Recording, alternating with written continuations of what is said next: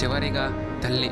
మనం ఈ లోకంలోకి వచ్చే ముందు నుంచి మన కోసం త్యాగం చేయడం ప్రారంభించిన ఏకైక వ్యక్తి.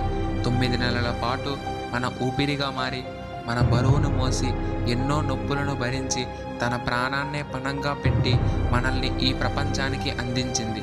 అలా అంతటి త్యాగం చేసిన అమ్మను మనం నిజంగా గౌరవిస్తున్నామా? సంవత్సరం పొడవునా పట్టించుకోకుండా మదర్స్ డే రోజునే స్టేటస్ పెట్టి అమ్మ ప్రేమ అని చెప్పుకోవడంలో ఎంతవరకు అర్థం ఉంది?